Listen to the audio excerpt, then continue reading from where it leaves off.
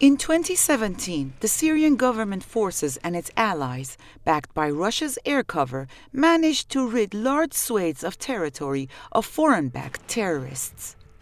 However, Syria's northern areas bordering Turkey have been seized by a coalition of Arab and Kurdish forces who are backed by the U.S., whose intervention in the war-torn country is illegal. For much of Syria's conflict, the U.S. and Turkey worked together, jointly supporting militants fighting against Damascus. But a recent U.S. plan to create a 30,000-strong force consisted of Kurdish militias in Syria has angered Turkey, which regards them as terrorists.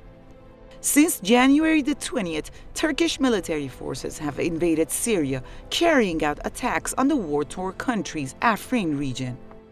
With the defeat of Daesh terrorists in Syria, Turkey's invasion has now opened a new front in the years-long conflict, which has claimed the lives of hundreds of thousands and displaced millions of others.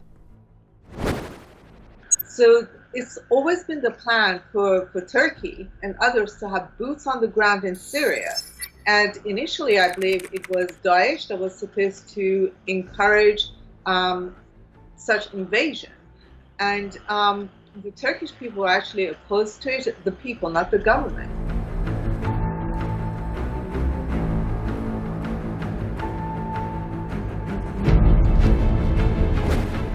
Meanwhile, Turkey's military operation in Syria has resulted in civilian casualties and forced thousands of Kurds to flee their homes. Ankara, however, denies targeting civilians, saying its forces have killed terrorists, including Daesh members. The U.S.-backed Syrian Democratic Forces rejected such claims, noting that the Kurdish-dominated Afrin region was completely purged of Daesh last year. With international calls growing for Ankara to exercise restraint, Turkey's president has pledged to press ahead with the offensive, even threatening to widen it. Hopefully, starting from Manbij, we will continue by thwarting this game along our borders, and we will completely wipe out this trouble from our region. Earlier, a spokesman for President Erdogan said the military operation would only end when some 3.5 million Syrians who sought refuge in Turkey could safely return home. The remarks have increased concerns that Turkey's attacks on Syria could continue for a long time. Last month, I think it actually might have been this month, the 17th, Pentagon said that the 8 to 10,000 Kurds that are in Afrin are not a part of their operations. They're not a part of the crew fighting Daesh, and basically gave Turkey the green light to go ahead and attack them. And, all this actually started with Turkey. I mean, Turkey was a major player in the violence that we witnessed today in Syria. They're the ones that enabled the terrorists in the first place. If you recall, Senator McCain went and met with the terrorists going through Turkey. Turkey was enabling the terrorists, the Daesh, by allowing their oil to be sold through Turkey.